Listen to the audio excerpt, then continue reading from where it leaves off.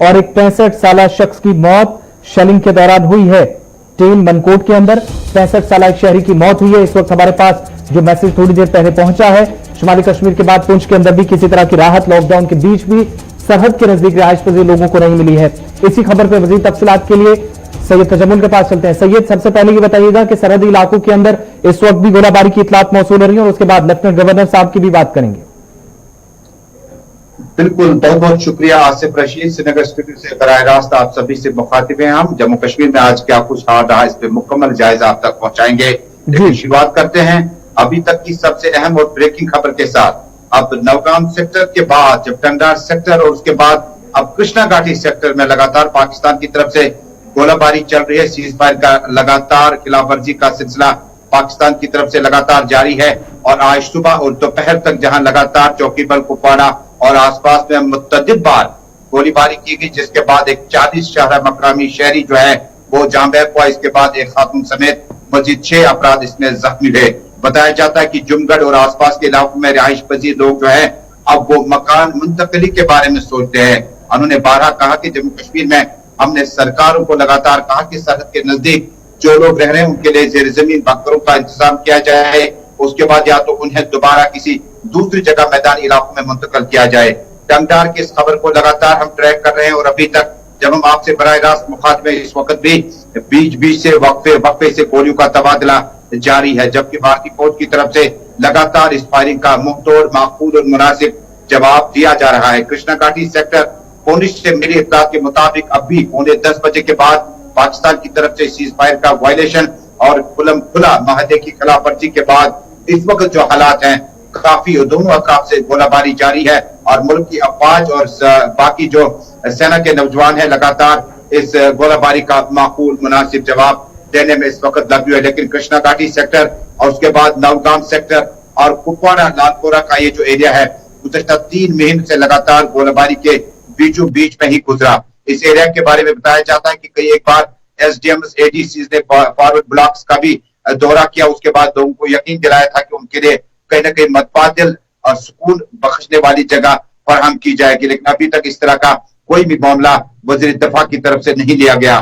Bharatiya Janata party ने अपने इंतखाबी मंशूर में कहा था कि जो लोग इस सरहद के नजदीक रह रहे हैं पहले तो इसको बिल्कुल खारदार तार बिछाई जाएगी ताकि सरहद को सील कर दिया जाएगा, लेकिन बाद में जेर जमीन बंकरों के लिए भी पैसा वागुजार किया गया और एक सर्वे के मुताबिक माजी की जो सरकारें आई उन्होंने कई हजार बंकर गिनवाए जो आरएस फॉरेस्ट सेक्टर से लेकर इंटरनेशनल बॉर्डर से लेकर एलओसी तक के बंकर जो है तामीर किए जाएंगे। लेकिन इस वक्त जब हम आपसे बराह रास्त मुखातिब हैं तो गोलियों का तबादला वक्फे से न सिर्फ कृष्णा घाटी सेक्टर बल्कि टंगडार सेक्टर में दोनों तरफ से गोलाबारी का सिलसिला जारी है। टंगडार में 40 बरस के एक नौजवान शख्स की मौत वाक़या हुई, एक खातून समेत 5 अपराध शदीद तौर पर जख्मी हुए जिन्हें कुपवाड़ा सब डिस्ट्रिक्ट हॉस्पिटल मुंतकिल किया, जहां उसके बाद उन्हें श्रीनगर मुंतकिल करने की जरूरत पड़ी तो रेफर किया जा सकता है। जबकि कृष्णा घाटी पुंछ सेक्टर के एरिया में लगातार इस वक्त गोलाबारी दोनों अतराफ से जारी है और एक मुअम्मर शख्स की मौत के बाद इलाके में कोहराम जैसी सूरत हाल है। तो अब भी ये अपडेट आ रहा है कि भारी मोटार शेल दोनों तरफ से दागे जा रहे हैं और एक 65 साल शख्स की मौत हो चुकी है। ये तो सरहदों की बात थी, शुमाली कश्मीर से खिता पीर पंजाल तक इस वक्त कशीदगी। लेकिन साथ ही साथ सैयद तजम्मुल, अब उस अहम खबर पर भी आना चाहूंगा जिस पर सबकी नजरें आज मरकूज थी। लेफ्टिनेंट गवर्नर साहब ने आज जिम्मेदारी संभाल ली है, दूसरा एलजी जम्मू कश्मीर को मिल गया है।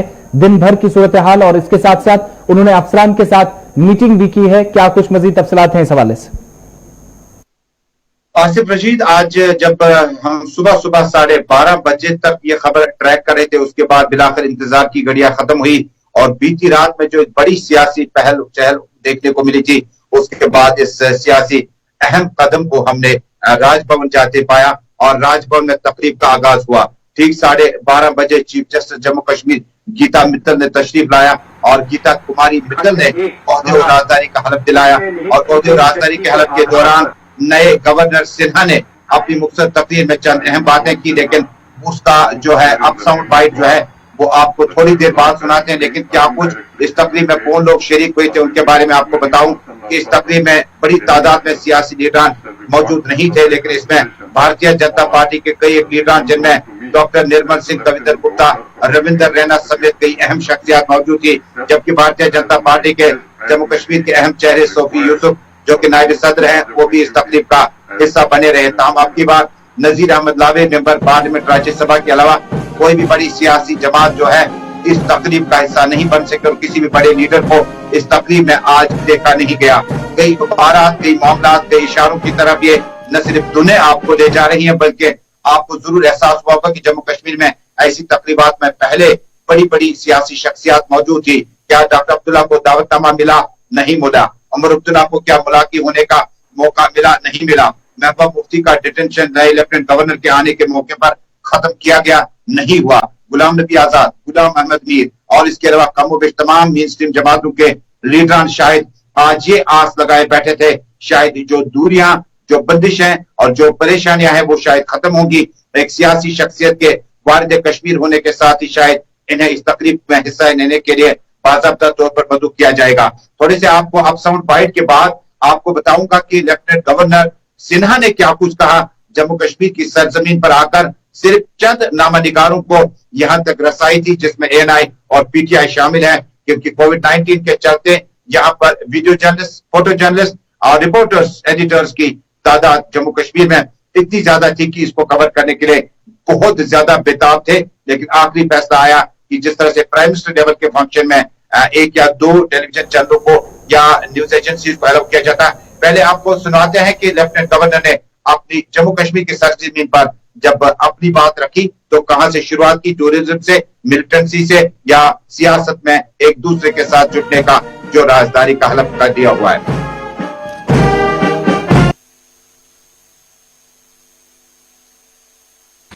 मुझे लगता है कि कश्मीर भारत का स्वर्ग है और ये दायित्व मुझे मिला है जम्मू कश्मीर में एक भूमिका के निर्वहन का। 5 अगस्त एक बहुत ही महत्वपूर्ण तारीख जम्मू कश्मीर के इतिहास में बन गई। वर्षों के आइसोलेशन से जम्मू कश्मीर राष्ट्र के मेन स्ट्रीम में आया है। मुझे जो बताया गया है कि पिछले 1 वर्षों में विकास के अनेक काम जो लंबे समय से नहीं हो सके थे 1 वर्षों में जम्मू और कश्मीर में किया गया है। तो मेरी पहली प्राथमिकता है कि उस काम को और तेज गति से आगे बढ़ाना। दूसरा, मुझे लगता है कि जम्मू कश्मीर के जो सामान्य लोग हैं, यहाँ की जो जमहूरियत है, उससे संवाद स्थापित करना, उनमें एक नए प्रकार का विश्वास पैदा करना। और मैं एक भरोसा आपको देना चाहता हूं कि कोई हमारा स्पेसिफिक एजेंडा ये नहीं होगा, किसी के साथ कोई भेदभाव नहीं करना। भारतीय संविधान हमारे लिए गीता का काम करेगी। संवैधानिक शक्तियों का प्रयोग जम्मू कश्मीर के लोगों की भलाई के लिए, जम्मू कश्मीर के विकास के लिए जितना अधिक से अधिक किया जा सकता है मैं कोशिश करूंगा। कल यहाँ के कुछ अफसरों से मैंने बातचीत की है, उनकी रुझान को भी मैं समझाऊं कि वो भी पूरी तरह निष्ठा के साथ यहाँ के विकास के काम को आगे बढ़ाना चाहते हैं। आज मैंने शपथ ही ली है, आप लोगों से मैं निरंतर संपर्क में रहूंगा। लेकिन इतना मैं जम्मू कश्मीर की जनता को आश्वस्त करना चाहता हूं, उनकी जो भी जेन्युइन ग्रीवांसेस होंगी उनको निश्चित रूप से सुना जाएगा और समुचित समाधान कैसे हो इसका रास्ता भी बनाने की हम कोशिश करेंगे। जनता से सीधा संवाद हो इस प्रक्रिया। तो लेफ्टिनेंट गवर्नर जम्मू कश्मीर मनोज सिन्हा ने जब आज जिम्मेदारी संभाली तो उसके बाद पहला बयान तजम्मुल, एक चीज उन्होंने यहां पर कही कि अब अवाम के जज्बात, उनके एहसासात को समझा जाए और अवाम की जो सरकारी अफसरान तक है वो रसाई आसान हो सके, मुमकिन हो सके, इसके लिए वो संवाद, बातचीत शुरू करेंगे और कहां पर इस वक्त लूप होल्स हैं उनको दूर करने की कोशिश करेंगे। लेकिन इस बयान के फौरन बाद उन्होंने अफसरान के साथ एक मीटिंग भी बुलाई है। क्या कुछ उस खास मीटिंग में खास रहा?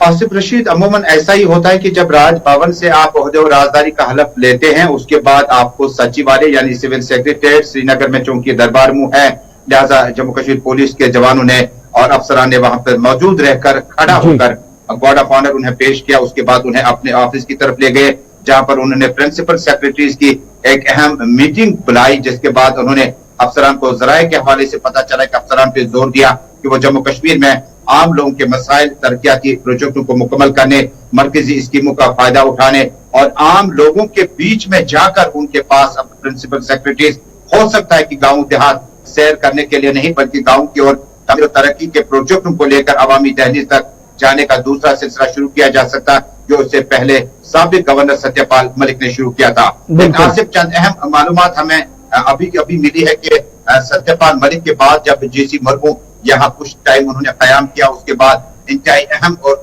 बड़े ओहदे पर फाइज होने के बाद जो ही लेफ्टिनेंट गवर्नर ने अपना और सेरेमनी मुकम्मल किया, राम माधव का बयान आया और general secretary Bharatiya Janata party के, उन्होंने बयान जारी किया कि एक सियासी गवर्नर, जम्मू कश्मीर में एक सियासी गवर्नर की इंतहाई शिद्दत के साथ कमी का एहसास किया जाता था, क्योंकि जीसी मुर्मू, गिरीश चंद्र मुर्मू जो थे वो एडमिनिस्ट्रेटिव सेटअप से आए थे। लिहाजा जम्मू कश्मीर में एक बार फिर सियासी बका के लिए और लोगों की खिदमत के लिए सियासतदानों को अब शायद मौका दिया जाएगा कि वो दोबारा अवामी दहलीज तक पहुंचे। इससे कबल डॉक्टर फारूक अब्दुल्ला ने आज के इस तकरीब पर, हलफबर्दारी की तकरीब पर कहा कि गवर्नर आते हैं और आते रहेंगे। इसके बाद गुलाम हसन मीर अपनी पार्टी ने अपना बयान जारी किया। उन्होंने कहा कि जम्मू कश्मीर में देखा जाएगा कि लेफ्टिनेंट गवर्नर के आज के जो अल्फाज हैं उसको अमली जामा कैसे पहनाया जाए। पीपल्स डेमोक्रेटिक पार्टी के सीनियर लीडर और शुमाली कश्मीर के इंतहाई बावकार लीडर मीर फयाज ने अपना बयान जारी करते हुए कहा कि जम्मू कश्मीर में गवर्नर, अब तो लेफ्टिनेंट गवर्नरों का सिलसिला आने का आता ही रहेगा, जाता ही रहेगा, लेकिन अवामी दहलीज पर अवामी राज के लिए जम्मू कश्मीर में मेन स्ट्रीम लीडरान ही अवाम की खिदमत कर सकते हैं, लेकिन लेफ्टिनेंट गवर्नर को जम्मू कश्मीर के लोगों के जज्बात और एहसासात की कदर करनी होगी। कुल मिलाकर Asif Rashid day first lieutenant governor का इंतहाई बेहतर रहा। राजभवन से लेकर सिविल सेक्रेटरीट, प्रिंसिपल सेक्रेटरी से लेकर उन्होंने अपनी मुख्तसर तकरीर में जो एक मखसूस न्यूज एजेंसी को बाइट दी, उसमें उन्होंने कहा कि आपके साथ ही राब्ते में रहूंगा। क्या मतलब है कि मीडिया के जरिए, मीडिया के साथ जो भी इश्यूज उठाए जाएंगे वो लेफ्टिनेंट गवर्नर की नोटिस में आप लाया करें और उसके बाद फौरी तौर पर उनको मामला जो है हल करने की कोशिश की जाएगी। लेकिन आसिफ, अब चलते हैं जम्मू कश्मीर में कोविड-19 से पैदा शुदा सूरत के हवाले से आज के एदाद शुमार आप तक पहुंचाते हैं। बिल्कुल, कोविड-19 का जहां मैं दोबारा आपके पास आऊंगा, लेकिन इस वक्त जो हैरानकुन फिगर्स हमारे पास पहुंचे हैं, 21 दिनों के अंदर 1 बिलियन लोगों की मौत, 10 लाख लोग मुतासिर हुए हैं। ये हिंदुस्तान की 29 रियासतों और मरकज के ज़ेर इंतज़ाम इलाकों या यूनियन टेरिटरीज की बात है। लेकिन जम्मू कश्मीर के अंदर भी जो जुलाई का महीना शुरुआत से ही और अब तक, आज जब हम लगातार ये देख रहे हैं कि पहला हफ्ता मुकम्मल हो चुका है और इस पहले हफ्ते के दौरान जब हम आखिरी मराहल में दाखिल हो रहे हैं पहले हफ्ते के, तो आज भी केसेस का सैकड़ों की तादाद में आने का सिलसिला अभी तक थमा नहीं है। आज भी बड़ी तादाद में केसेस सामने आए हैं और अमवात की शरह भी मुसलसल बढ़ रही है। लेकिन एक अच्छी खबर यह है, पॉजिटिव जो एनर्जी मिलती है वो ये सुनकर कि जम्मू कश्मीर के अंदर सेहतियाब होने वाले लोगों की शरह में थोड़ा सा इजाफा और हुआ है। सुबह प्रोग्राम में हमने आपको बताया था कि 66.4 तक पहुंची है, उसमें थोड़ा सा इजाफा और देखा गया है, करीब 66.6 तक पहुंची है, 0.2%, यानी किसी हद तक इसमें बेहतरी। और वो टू तजम्मल, क्या कुछ मजीद तफसीलात हैं आज दिन के हवाले से? आसिफ, जब हम कोविड-19 पॉजिटिव केसों की तादाद की बात करें तो इंतहाई मसरत होती है कि जम्मू कश्मीर के फ्रंटलाइन वॉरियर्स और कोविड स्पेशलिस्ट ने 16,218 अफराद को सेहतियाब करने के बाद अपने अपने घरों की तरफ रवाना किया। 25,000 के आसपास हमारे इस वक्त पॉजिटिव सस्पेक्ट केसेस है, लेकिन उसमें से तकरीबन 16,000 से ज्यादा अफराद ऐसे हैं जो कि हॉस्पिटल, क्वारंटाइन सेंटर से अपने घर की तरफ पहुंचने में कामयाब हुए। रूबी सेहत होने के बाद वो मामूल के काम में जुट गए हैं। आज कुल मिलाकर 7 अफराद की डेथ हुई और 473 के करीब मजीद केसेस आए। कुल मिलाकर यूनियन टेरिटरी जम्मू कश्मीर एक छोटी सी जगह है, 450 यानी 453 अफराद की मौत अभी तक कोविड-19 की वजह से हो गई। आज कुल मिलाकर सेंट्रल रिजर्व पुलिस फोर्स के एक एहलकार समेत 7 अफराद कोविड-19 की वजह से अपनी जिंदगी की जंग हार गए। इसी के साथ जम्मू कश्मीर में लॉकडाउन के बाद आज जम्मू कश्मीर में जो सड़कें थी वो ज्यादा वीरान नहीं, बल्कि वो सड़कों पे हल्का फुल्का ट्रैफिक जो था सिंगल वे में चलता रहा। कहीं आपको माइसमा से लाल चौक तो डाइवर्जन के साथ चलना है, आपने जीरो ब्रिज से डलगेट, नावपोरा से खानका जाना है, नवहटा से माइसमा आना है तो आपको डाइवर्जन का इस्तेमाल करने के बाद 2 व्हीलर्स, 3 व्हीलर्स और जाती गाड़ियों में लोगों को जाते देखा। लेकिन अमूमन इस मौके पर Jammu Kashmir police, CRPF, SSB के जवान जहां पे भी नाका लगवा के बैठे थे तो उन्होंने वहां पर अवाम को कहीं न कहीं मास्क का इस्तेमाल और सोशल डिस्टेंसिंग को बरकरार रखने का जो फार्मूला है उसको कहीं न कहीं आगे चलने का मशवरा दिया। इसी तरह की खबरें शुमाली कश्मीर के बारीपोरा, सोपोर, कुपवाड़ा और उसके बाद मशरकी इलाकों के साथ साथ सेंट्रल कश्मीर के गांदरबल, श्रीनगर, बडगाम और जनूबी कश्मीर के शोपियान और कुलगाम से भी मिली, जहां लॉकडाउन को कहीं ना कहीं अब आसानी के साथ लोगों ने लेना शुरू किया। बिल्कुल, एक जो कि आखिरी ज्यादा सवाल अच्छी सैयद खबर नहीं तजम्मुल, है। ट्रांसपोर्ट के हवाले से कोई मजीद अपडेट है? किसी तरह की अब शुरू करने की कोई तैयारी है? पब्लिक ट्रांसपोर्ट के लिए जरूर हुक्मनामा जारी कर दिया गया, लेकिन क्या सिचुएशन ऐसी बन पा रही है ऑन ग्राउंड? आज से बहुत मुश्किल है, क्योंकि जब आप ट्रांसपोर्ट की बात करते हैं, डिस्ट्रिक्ट रूट्स की बात करते हैं, चाहे पुंछ, जम्मू हो, राजौरी का एरिया हो, या जी। उसके बाद चका दवा की तरफ, उड़ी की तरफ जो ट्रैफिक चलता फिरता है, उसमें कहीं ना कहीं चोरी छुपे वहां से कहीं ना कहीं ट्रैफिक जो है वो कमर्शियल ट्रैफिक चलता है। लेकिन मुझे लगता है कि 16 अगस्त के बाद जब आपको जिम सेंटर्स खुले पाएंगे, जब आप योगा सेंटर्स को खुलता पाएंगे, जी। जब आप उसके बाद मजहबी मकामात पर तकरीबात का इनेकाद सोशल डिस्टेंस और गाइडलाइन के साथ एक साथ देख पाएंगे, मुझे लगता है कि 15 अगस्त तक न सिर्फ रेस्ट्रिक्शंस रहेंगी, बल्कि दफा 370 और 35A के खत्म होने के बाद मिलिटेंटों के हमलों के पेश नजर कई जगहों पर रेस्ट्रिक्शंस, पाबंदियां आयद रह सकती है। लेकिन 16 अगस्त के बाद जम्मू कश्मीर में बहुत चीजों की वापसी होगी, लेकिन प्रोटोकॉल, इवन ऑड और ट्रैफिक निजाम को बेहतर तरीके से चलाने के लिए कहीं ना कहीं रियायत मिल सकती है। बहुत बहुत शुक्रिया सैयद तजम्मुल, श्रीनगर से बराह रास्त ज्वाइन करने के लिए, दिन भर की सूरत हाल और आज क्या कुछ सरगर्मियां रही उस पर नजर डालने के लिए और नाजरीन तक तमाम अपडेट्स पहुंचाने के लिए बहुत शुक्रिया आपका। जब वादी कश्मीर के अंदर कोविड-19 का जिक्र हो रहा है तो एक चीज की बड़ी कमी इस बार महसूस की जा रही है, वो वादी के बड़े अस्पतालों में, जो कल भी हमने आपको खबर बताई कि कोविड-19 के साथ साथ जो दीगर बीमारियों में मुब्तला लोग हैं उनकी एक बड़ी तादाद इस वक्त अस्पतालों का रुख कर रही है। सिर्फ कोविड-19 नहीं, उसके अलावा भी पेशेंट्स इस वक्त अस्पतालों में पहुंच रहे हैं, लेकिन श्रीनगर के बड़े अस्पतालों में भी ऑक्सीजन की कमी की वजह से कहीं ना कहीं मरीजों या तीमारदारों को मुश्किलात से गुजरना पड़ रहा है। और इस बीच अब सरकार की जानिब से जहां ऑक्सीजन की सहूलियत इन अस्पतालों के अंदर दी जा रही हैं, मुतलका हुकाम भी मुतहरिक नजर आ रही है, डॉक्टर्स मुसलसल कामकाज में मसरूफ नजर आ रहे हैं वबाई सूरत हाल के बीच में खुद को खतरे में डालकर। लेकिन इन सब के बीच में एक ट्रेंड सा चल पड़ा है कि लोगों ने अपने जो ऑक्सीजन सिलेंडर्स हैं प्राइवेट लेना शुरू कर दिए हैं और इसकी वजह से ऑक्सीजन की मांग काफी ज्यादा बढ़ गई है। मगर अस्पतालों से बाहर जब हम देखते हैं तो ऑक्सीजन की किल्लत मरीजों के लिए दर्द-ए-सर जरूर बनी है और ऐसे में बड़े पैमाने पर अब लोग घरों तक भी ऑक्सीजन सिलेंडर्स खुद पहुंचाने लगे। और इस बीच किस तरीके से प्लांट्स पर इस वक्त फैक्ट्रीज के अंदर कामकाज चल रहा है श्रीनगर के अंदर, क्योंकि सबसे ज्यादा जरूरत इस वक्त श्रीनगर के अंदर जो पाई जा रही है या महसूस की जा रही है, जिस चीज की जरूरत है वो इस वबाई सूरत हाल में वो ऑक्सीजन की है। हमारे नुमाइंदे सईद इरफान फाजिल ने उस फैक्ट्री का, उस प्लांट का दौरा किया जहां पर ऑक्सीजन तैयार होती है, क्या कुछ उन लोगों की तरफ से कहा गया जो यहां पर कामकाज में मुसलसल 24 घंटे नजर आते हैं, और साथ ही साथ अंदर इस प्लांट के क्या कुछ पाया, जरा वो भी आपको दिखाते हैं। जी, जब ये कोविड-19 शुरू हो गया, पूरी वर्ल्ड में फैल गया, तो पहली बात यह है कि पहले हमने इजी लिया पूरे, चूँकि यहाँ पर नहीं आया था तो सब लोग उसकी तरफ ध्यान नहीं दे रहे थे। तो ऐसा ऐसा जब ये फैलने लगा तो हमारी स्टेट इधर कश्मीर में भी पहुंच गया। तो इस बारे में पहले लोग बाहर जाते थे मास्क के बगैर, ये घूमते फिरते थे। तो ऐसा ऐसा जब ये फैलने लगा तो लोगों को भी समझ आ गया और हमने इसके लिए अवेयरनेस ड्राइव किया है, अवेयरनेस किया है। पूरे शहर में हमने अपनी गाड़ियाँ निकाली और उस पर हमने कहा कि ये किस तरह ख़तरनाक है, ये जो वायरस फैल रहा है कितना ख़तरनाक है। इसके लिए आप लोग अपने घरों में बैठिए और सोशल डिस्टेंस रखिए। सर पहले 200-300 सिलेंडर आते थे, अब कम से कम 1000 सिलेंडर आते हैं पर डे का। प्लांट 24 घंटे रनिंग में है। ये सारा मेडिकल को ही जाता है? सारे मेडिकल का सप्लाई, इंडस्ट्रियल कोई भी नहीं है। यानी अस्पतालों को, SMHS वगैरह स्कीम? SMHS, सोरा, JVs, ये सब हॉस्पिटल को, ये मेडिकल को। ये 24 घंटे चल रहा है प्लांट और वर्कर 25 के करीब वर्कर हैं। 24 घंटे रनिंग है प्लांट। 10-12 घंटे चलता था, अब 24 घंटे लगातार। ईद के दिन भी आपका प्लांट चला है, जो ये ईद पड़ी है इस टाइम भी 24 घंटे चला है प्लांट।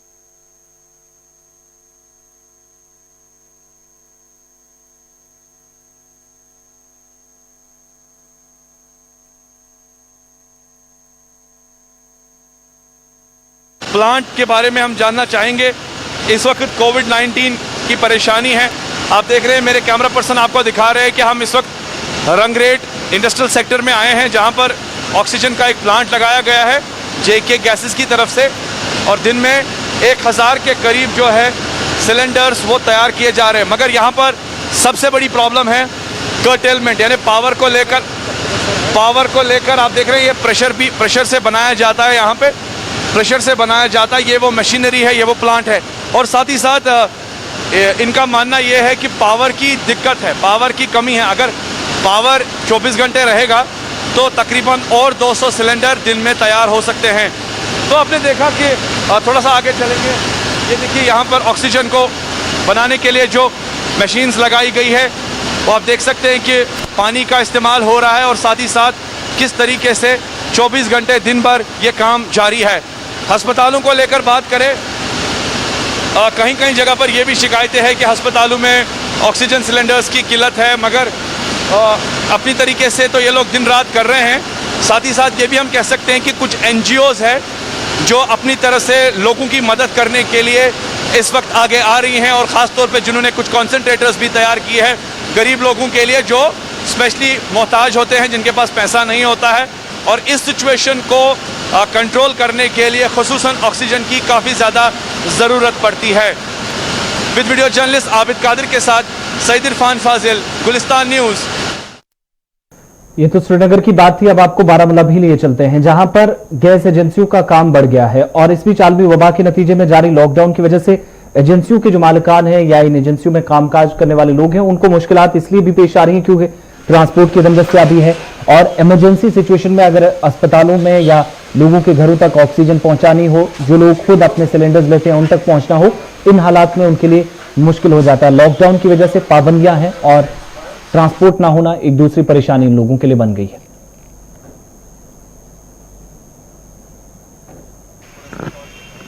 ये ऑक्सीजन हम कोई 12-13 साल से कर रहे हैं सप्लाई, तो हमारे इसमें मेन कस्टमर है हॉस्पिटल्स है, हमारे इंडस्ट्रीज़ है, यहाँ पे जो इंडस्ट्रीज़ है, और कुछ पेशेंट्स है जिनको लाइफ लॉन्ग एलिमेंट्स है, तो हम उनको सप्लाई करते हैं। हाँ बिल्कुल, उससे हमारा चूँकि जो कोविड-19 है वो ज़्यादा इसी चीज़ से रिलेटेड है, मतलब उसका अभी फर्स्ट मेडिकेशन तो उसका ऑक्सीजन ही है, लेकिन गवर्नमेंट की तरफ से हमको कोई प्रॉब्लम नहीं है, कुछ भी नहीं है। हमको ज़्यादा प्रॉब्लम है बिकॉज ऑफ द लॉकडाउन की वजह से हमको ये प्रॉब्लम है कि हमको मतलब ऑक्सीजन सप्लाई कांस्टेंट नहीं मिल रही है। बात गांधरबल की, जहां पर महकमा तालीम ने समग्र शिक्षा के अशतराक से आज गांधरबल में एक प्रोग्राम का इनेकाद अमल में लाया, जिसमें जिला तरक्याती कमिश्नर गांधरबल शफकत इकबाल बतौर मेहमान खुसूसी मौजूद थे। इस मौके पर जिस्मानी तौर माजूर तलबा को यहां पर मौका दिया गया, जिनने अपनी सलाहियतों का लोहा मनवाया, और स्कूली बच्चों में व्हील चेयर जो जिस्मानी तौर कमजोर लोग हैं या उन्हें दीगर आलात जो तकसीम किए जाने थे मुतलका हुकाम की तरफ से उन्हें दिए गए। इस मौके पर जहां आज जिला इंतजामिया का इन लोगों ने शुक्रिया अदा किया, बच्चों के वालिदैन ने खास तौर पर इजहार तशक्कुर किया, वहीं जिला तरक्याती कमिश्नर गांधरबल शफकत इकबाल ने कहा कि इंतजामिया की कोशिश है कि दूसरे आम बच्चों की तरह जिस्मानी तौर खास बच्चों को भी, इन कमजोर बच्चों को भी मदद की जाए, जिन्हें हुकूमत और अवामी सतह के हर मुमकिन ताउन की जरूरत है और वो मुस्तहिक है। इसके लिए उन्हें मुमकिन मदद पहुंचाने की कोशिश जारी है।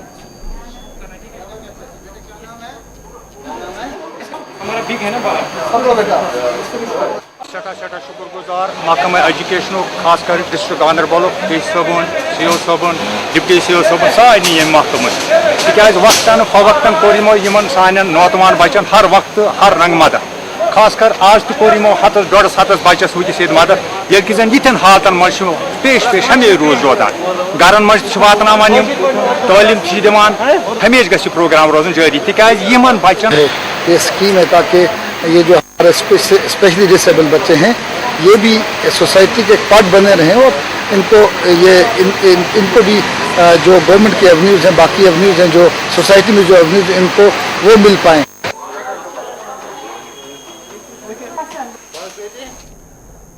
कोविड-19 के बीच इंतजामिया की जानिब से इकदाम किए जा रहे हैं। इस बीच डॉक्टरों का अब इस वबाई सूरत हाल में मजीद क्या कुछ कहना है, हमारे नुमाइंदे राही निसार ने बात की डॉक्टर्स एसोसिएशन कश्मीर के सदर से। आइए उनकी बातचीत का एक अहम हिस्सा आपको दिखाते हैं। वालेकुम नाजरीन, आप जुड़ चुके हो गुलिस्तान न्यूज़ के साथ। मैं हूं राही निसार। आज बात करते हैं हम उन लोगों के बारे में, यानी कि जो हुकूमत की तरफ से यहाँ पे एक हुक्मनामा जारी हुआ है कि कोविड-19 जो भी अब पेशेंट आएगा उसको घरों में ही रखा जाएगा, होम आइसोलेशन उनको किया जाएगा। तो उससे पहले क्या होता था, जो भी यहाँ पे पॉजिटिव आता था उसको लिया जाता था कहीं पे क्वारंटाइन सेंटर में, हॉस्पिटल में आइसोलेट कराते थे। तो अब हुकूमत की जानिब से जो यहाँ पे नई पॉलिसी आई है कि इनको अब घरों में ही आइसोलेट किया जाएगा। जो घरों में दूसरी वहाँ पे उनके साथ फैमिली रहती है तो उनके लिए क्या तदाबीर है, बात करेंगे हम यहाँ पे डॉक्टर एसोसिएशन के प्रेसिडेंट डॉक्टर सुहेल नाइक के साथ। जी डॉक्टर साहब, आपका वेलकम है गुलिस्तान न्यूज़ में। शुक्रिया शुक्रिया शुक्रिया। देखिए, ये जो होम आइसोलेशन है इसका सबसे अहम जो फ़ायदा है मैं आपको पहले वो समझाऊंगा। देखिए, जो कोविड है, कोविड में हमने ये देखा कि जो 90% से लेकर 95% तक के लोग हैं उनमें ये जो कोविड की डिजीज़ है ये तो या एसिम्प्टोमेटिक होती है या उनको थोड़ा हल्का फुल्का ज़ुकाम होता है। तो इसका मतलब ये है कि जो बहुत ज़्यादा कोविड के पेशेंट्स हैं, मतलब 95% पेशेंट्स हैं, उनको ना हॉस्पिटल दौड़ने की ज़रूरत है, ना उनको कोई क्वारंटाइन सेंटर या कोई आइसोलेशन सेंटर की दौड़ने की ज़रूरत है। वो अपने घरों में आराम से रह सकते हैं और उनकी मॉनिटरिंग जो है वो हमारे जो एक्टिव फ्रंटलाइन या फील्ड वर्कर्स होते हैं वो उनको मॉनिटर करेंगे। लेकिन जब ये अपने घर में रहेंगे, इनमें सबसे बड़ा फ़ायदा ये है कि वो जो सारे पेशेंट्स हैं या जो उनकी फैमिली है वो साइकोलॉजिकली जो है वो बड़े स्टेबल रहेंगे, उन पर साइकोलॉजिकल प्रेशर नहीं रहेगा। जिस तरह हमने देखा कि लोग साइकोलॉजिकली पर्टर्ब होते थे, गाड़ी आती थी उनको ले जाती थी, उनके पीछे घर में बड़े बड़े कुछ मसले होते थे या कोई प्रॉपर्टी होती थी या कोई सोना होता था, वो परेशान होते थे। अब ये फैमिली अपने घर में रहेगी तो सबसे बड़ा फ़ायदा ये है कि अब साइकोलॉजिकल ट्रामा जो इसके साथ एसोसिएटेड है वो ख़त्म होगा। दूसरा ये है कि अपने घर में इस बंदे को हर कोई फैसिलिटी अवेलेबल होगी। जिस वक्त चाय मांगेगा चाय मिलेगी, खाना मांगेगा खाना मिलेगा, सारा कुछ मिलेगा घर में। लेकिन अब हमने ये देखना है कि जब ये पेशेंट घर में रहेगा तो ये कौन से एहतियाती तदाबीर उठाएगा पेशेंट बज़ाते खुद, और जो इसकी फैमिली है वो कैसे रहेगी। ये बहुत अच्छा सवाल है। जो पेशेंट होगा वो एक सेपरेट रूम में रहेगा, वो उसके लिए एक सेपरेट वॉशरूम रखेंगे और उस पेशेंट के लिए जितने भी खाने पीने के बर्तन है, चाहे प्लेट है, गिलास है, कप है, वो फैमिली ने अलग रखना है या डिस्पोजेबल आइटम्स में लाना है। और किसी भी सूरत में, किसी भी हालत में ये पेशेंट जो है जो कोविड पॉजिटिव होगा ये अदर मेंबर्स ऑफ फैमिली से नहीं मिलेगा 14 दिन तक। और जो घर वाले हैं वो सारे क्या करेंगे, वो उससे अलग रहेंगे दूसरे कमरों में। और हर कोई फैमिली मेंबर इंक्लूडिंग जो ये पेशेंट है ये सर्जिकल मास्क पहनेंगे और 8-8 घंटे के बाद इस मास्क को वो फेंक के चेंज करेंगे। उसके बाद इस पेशेंट को क्या करना है, जब इसको खाना देंगे तो एक बंदा इसको सर्व करेगा, वो उसको खाना रखेगा मतलब दरवाजे के नज़दीक जितना उसको खाना चाहिए दिन में, और जब वो खाना फिनिश करेगा वो दरवाजे पे रखेगा। और इसी तरह इसकी सर्विस रहेगी घर में। और दूसरा ये है कि जो इनका गेट होगा उस पर लिखा होगा कि इस घर में हमने इस फैमिली को क्वारंटाइन किया है। वहाँ पर इस फैमिली की जिम्मेदारी बनती है कि वो घर से बाहर नहीं आएंगे। और गवर्नमेंट को ये जिम्मेदारी, वहाँ के जो जिम्मेदार लोग होंगे या वहाँ का जो नंबरदार होगा। प्रोग्राम अब तक में आज मेरे साथ बस